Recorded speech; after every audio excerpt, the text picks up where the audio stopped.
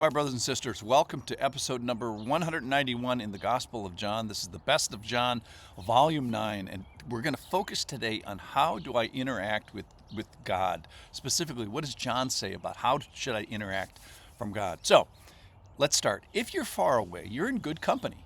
So, one of the beauties of the gospel, the good news, is that he came to get you and attach himself to you. So, Jesus lays down his life for enemies. And then he treats those enemies as friends. This is good news. He offers this relationship with us. So if you're on the outs as you start this video, be of good cheer. So is every single person who stands and worships in church this Sunday. So don't rage against the rescue.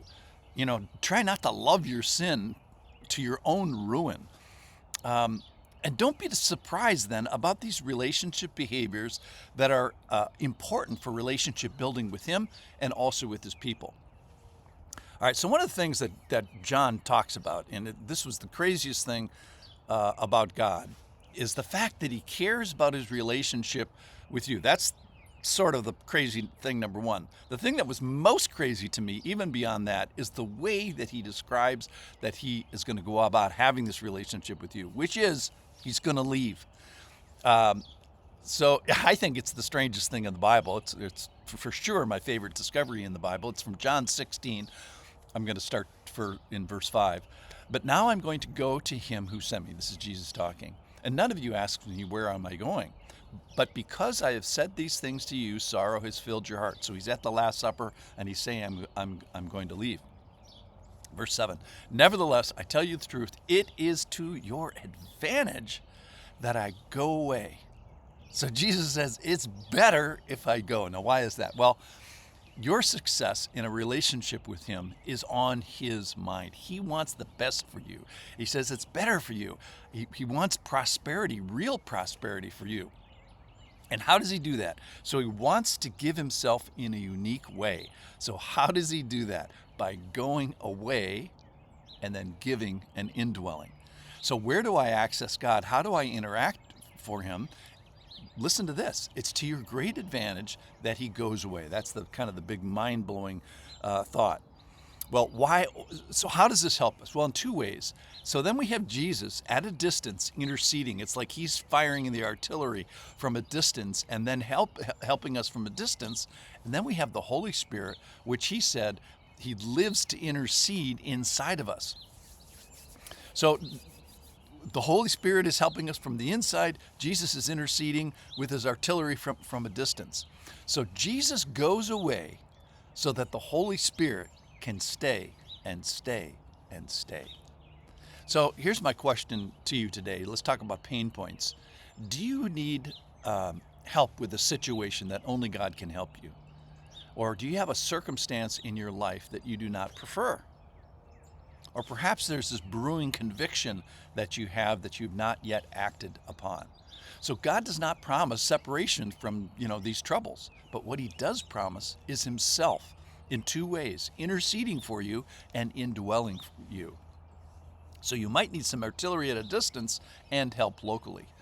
So God has thought this through for your profit. So trust him, call upon him, and start by belief. Try trusting in the Bible and the words there, and then push yourself towards biblical fitness and try to be biblically fit, aware, attentive, and searching, and then move to entrusting in your heart. Then the other part of that is we ask. So if I was perfectly abiding in Jesus, what would I be wishing? What would I be asking? And how can I move the lever actions of God? How can I get the machinery of God fired up for me to act on his behalf? How can I get the machinery of God fired up in a way that he wants of me? So the same question towards this perspective is, who does God even allow to move the lever arms of machinery in this way? Well, it's humble, it's grateful people, it's little specks who know that they are so, and they're the ones that get to move the machinery of God. And that is by asking in his name, which means to acknowledge this relationship with him. That's true. It has to be a true relationship. We don't just kind of plop Jesus' name on top of things. And it is appropriate to ask in his name He allows it, number one, and he encourages it. He says to do it. So asking one of the persons on behalf of the other persons of the Trinity gets the attention and often the actions going. So asking in Jesus' name is to leverage the love of the Trinity to action. Now, we start with humility, that's for sure. So how can a speck of dust get God to move? Well, number one, realize you're a speck of dust. Number two, but you're a loved, chosen, precious, and given for, sacrificed for speck of dust. So your value isn't that you're a speck of dust. Your value is granted and defined by what he gave in exchange for you. So you are a speck of dust, but he gives you this great covering of value. All right, final point. How do I interact with God?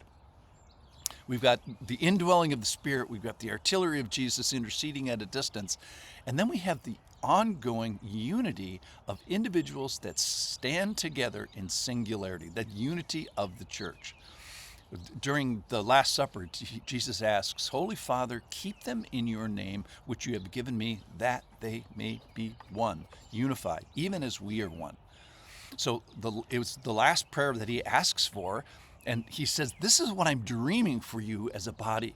I want a body of my believers that stand unified. You remember we talked a long time ago about the redwood trees.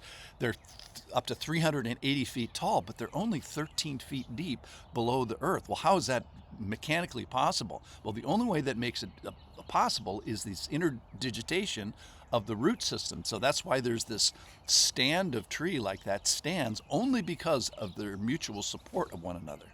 So this oneness and unity is so remarkable that it will help the belief of those who do not possess it. It's actually a witness to those outside the church to get them to a place where they do possess it.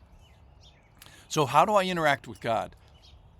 We want the indwelling of the Spirit. We want the intercession of Jesus with his artillery at a distance. We want the ability to have specks of dust ask on our behalf for our pain points and for their circumstances that we don't prefer. And we do that by standing in unity with a group of like-minded believers in unity. Thanks for listening.